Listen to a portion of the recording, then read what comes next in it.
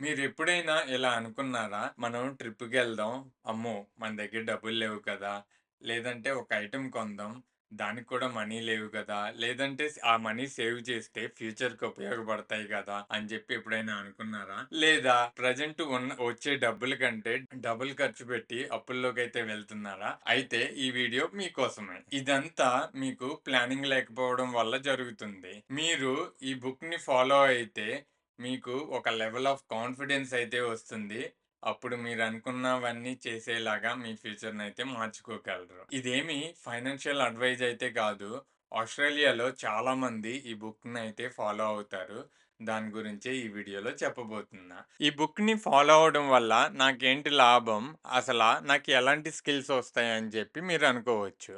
అవేంటంటే మీరు ఒక ఫ్యామిలీతో కలిసి ఒక ట్రిప్‌కెళ్ళాలన్నా వెళ్ళగలరు. ఒక మూవీకెళ్ళాలన్నా వెళ్ళగలరు. బయటికెళ్ళి ఫ్యామిలీతో కలిసి తిందామన్నా తినగలరు. ఏదన్నా కొనుక్కోవాలన్నా కొనుక్కోగలరు. ఈ అన్నిట్లికి కావాల్సింది ఒక్క కాన్ఫిడెన్స్. ఆ కాన్ఫిడెన్స్ మీకు మీరు తెచ్చుకునే కంటే, మీ అరౌండ్ ఉన్న సిట్యుయేషన్స్ మీ కాన్ఫిడెన్స్‌ని బిల్డ్ చేస్తాయి. సో, మీరు ఖచ్చితంగా ఈ వీడియోని ఎండ్ వరకు చూడండి. ట్రై టు ఫాలో అంటే అట్‌లీస్ట్ ఒక 3 మంత్స్, 4 మంత్స్ అన్నా ట్రై చేయండి. ఆ తర్వాత మీకు మీ లైఫ్ బెటర్‌గా ఉందనుకుంటే ఇంకా ఫాలో అవ్వచ్చు. మీకైతే ఇప్పుడు డ్రా చేసి మీకు క్లియర్‌గా ఎక్స్‌ప్లెయిన్ చేస్తా. అసలు ఏం చేయాలి? ఏంటి అని. మనం ఏమేం బ్యాంక్ అకౌంట్స్ మేనేజ్ చేయాలి? ఎంతెంత డబ్బులేసుకోవాలి? మనం దీన్ని ఎలా ఫాలో అప్ చేయాలి అని చెప్పేది చూద్దాము. So, income. మనకి ఇన్‌కమ్. సో, అదెంతైనా గానీ, ఒక నేను బేసిక్‌గా ఏంటంటే, మనకి డైలీ జాబ్స్‌కెళ్ళే వాళ్ళ దాని రిలేటెడ్‌గా అయితే జెప్తాను. మనకి ఇన్‌కమ్ అనేది డిఫరెంట్‌గా ఉండొచ్చు. మన స్పెండింగ్స్ అనేవి డిఫరెంట్‌గా ఉండొచ్చు. సో, అందుకనే నేను ఇక్కడ చెప్పే పర్సంటేజెస్ గానీ, మీ ఇన్‌కమ్ గానీ, అదంతా మీ ఇండివిడ్యువల్‌గా ఉంటుంది గాబట్టి, సో, అవి స్లైట్‌లీ చేంజ్ జేసుకోవచ్చు. అంటే మీకు కంఫర్టబుల్‌గా కస్టమైజ్ చేసుకొని మీరైతే ఇది మేనేజ్ చేయాలి. కాకపోతే ఇలాగే ఫాలో అవ్వాలి. అప్పుడే మీరు అనుకున్నది చేయగలరు. సో, ఫస్ట్ ఇన్‌కమ్ వచ్చింది. ఇన్‌కమ్ వచ్చినప్పుడు మనకి డిఫరెంట్ బ్యాంక్ అకౌంట్స్ మేనేజ్ చేసుకోవాలి. ఫస్ట్‌దొచ్చేసి daily expenses. Daily expenses. Next వచ్చేసి fire extinguisher. Okay. Ah, third వచ్చేసేసి స్మైల్. 4 వచ్చేసి స్ప్లర్జ్. ఓకే. స్ప్లర్జ్. లాస్ట్ వచ్చేసి ఎమర్జెన్సీ ఫండ్. ఓకే. ఇలా ఈ అకౌంట్స్ అనేవి మేనేజ్ చేయాలి. ఇప్పుడు మనకొచ్చిన ఇన్‌కమ్‌లో డైలీ ఎక్స్‌పెన్సెస్‌కి 50% యేసుకుందాం అనుకుంటున్నాం. ఇప్పుడు మీరేం చేయాలంటే అసలు ఈ డైలీ ఎక్స్‌పెన్సెస్ కిందకి ఏమేమొస్తాయంటే రెంట్ గాని, groceries, fuel, electricity, gas, water bill. So, and phone recharge ఇలా.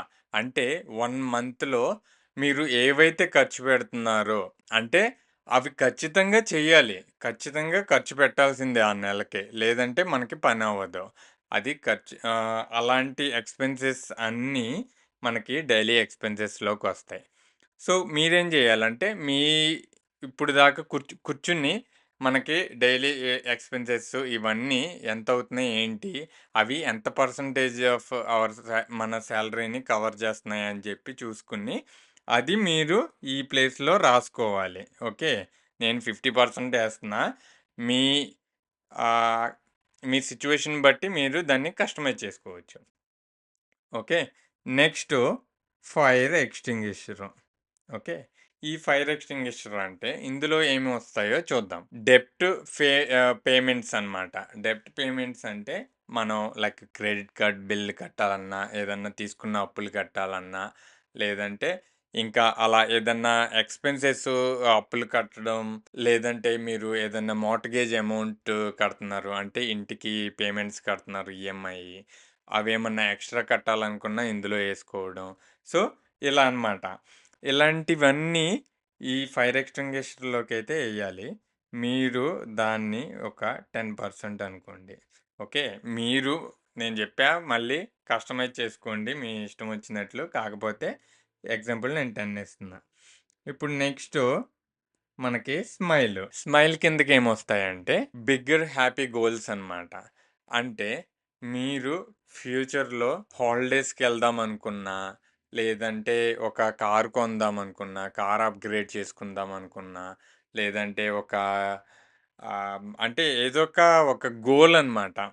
ఫ్యూచర్‌లో ఒక పెద్ద గోల్ పెట్టుకుని దానికి ఎంత మనీ అవసరం అవుతాయని చెప్పి బేస్ చేసుకొని, ఓకే. మనం ఇప్పటి నుంచి చేస్తే ఎంతవుతాయి అని చెప్పి అట్లా ప్లాన్ చేసుకొని ఈ స్మైల్ అకౌంట్‌లో అయితే ఏసుకోవాలి.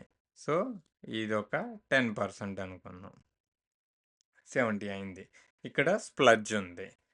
ఈ స్ప్లడ్జ్‌లో ఇంకొక 15% అనుకుందాం. ఓకే. 15% ఏద్దాం అనుకున్నాం.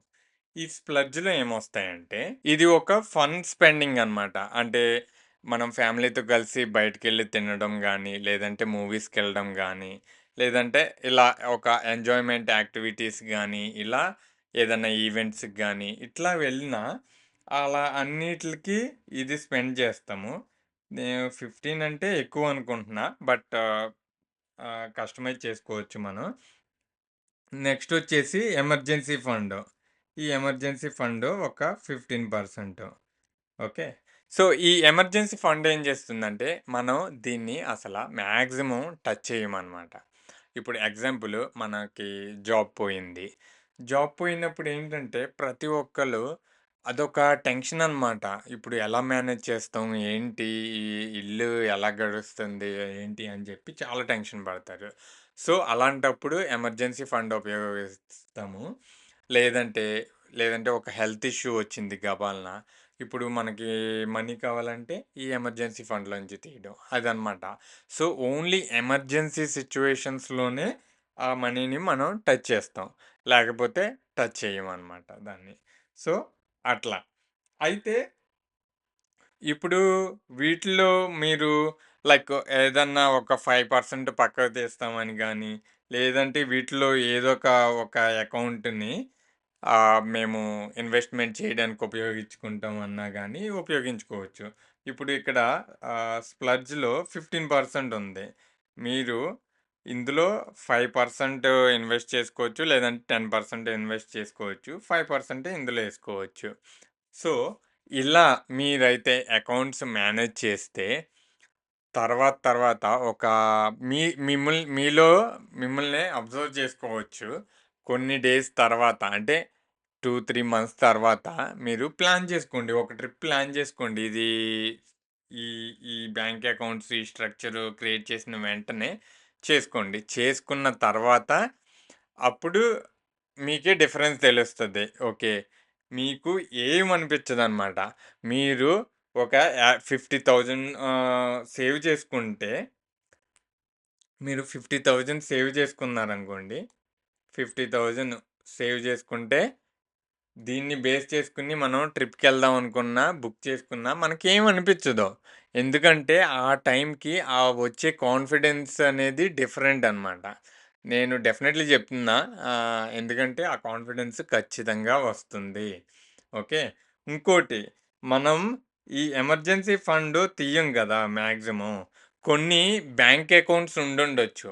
అంటే కొన్ని బ్యాంక్స్ గానీ, లేదంటే ఇప్పుడు పోస్ట్ ఆఫీస్ ఉంది. పోస్ట్ ఆఫీస్ గానీ, లైక్ ఏదైనా గానీ, వాటిల్లో ఏంటంటే మనకి ఎక్కువ ఇంట్రెస్టు ఎక్కడొస్తుందో చూసుకొని, అక్కడైతే ఆ ఎమర్జెన్సీ ఫండ్ అనేది సేవ్ జేసుకోండి. ఇప్పుడు ఇది కాదు గదా! ఇప్పుడు మనకి ఇన్వెస్ట్‌మెంట్‌లో ఇప్పుడు స్టాక్స్ ఉంది. ఓకే. స్టాక్స్‌లో యేసుకుంటే నాకు ఎక్కువ పర్సెంటేజ్ వస్తది. నేనెందుకు బ్యాంక్ అకౌంట్‌లో ఉంచుకోవాలనుకుంటారు. ఓకే. మీ అది మీ చాయిస్ అనమాట. ఇప్పుడు ఎమర్జెన్సీ ఫండ్ అంటే ఇప్పుడు బ్యాంక్‌లోనే ఉన్నాయనుకో, మనకి కావాల్సినప్పుడు తీసుకోవడానికి గాని అలా ఉపయోగపడతాయి. మరి మనకి స్టాక్స్‌లో ఉంటే మరి మనకది ఎన్ని డేస్ పట్టుద్దో, అన్ని డేస్ దాకా మనకొచ్చిన అవసరం అనేది ఆగుద్దా? లేదా? అనేది అంతా డిపెండెడ్. సో, అందుకనే అది మీ చాయిస్. మాక్సిమం ఎక్కువ ఇంట్రెస్ట్ వచ్చే దాంట్లో అయితే మనకి అది కొంచెం పెరుగుతా వెళ్తుందనమాట డబ్బులు కూడా. సో, ఇది ప్లాన్ అనమాట. సో, ఇదేమి ఫైనాన్షియల్ అడ్వైజ్ అయితే లాగా అయితే తీసుకోమాకండి. ఇది ఒక ఎక్స్‌పీరియన్స్ అనమాట. సో, జస్ట్ షేర్ చేస్తున్నా. ఆహ్, ఇది కూడా మీకు ఉపయోగపడుద్ది అనుకుంటే మీరైతే లైక్, షేర్ అండ్ సబ్స్క్రైబ్ చేయండి. అండ్ కామెంట్ కూడా చేయండి. మీకు ఇన్ కేస్ యూజ్‌ఫుల్ అనిపిస్తే ఇది అనేది. సో, ఫైనల్‌గా నేను చెప్పే ఆ బుక్ పేరేంటంటే, ఈ బుక్ ఉంది కదా! ఆ బుక్ పేరు 'బేర్‌ఫుట్ ఇన్వెస్టర్'. మీకు కావాలంటే ఆ బుక్ క్లియర్‌గా గూడా చదవండి. ఇంకా చాలా థింగ్స్ ఉండొచ్చు. అసల మనం ఎలా ప్లాన్ చేయాలి ఏంటి అని చెప్పి.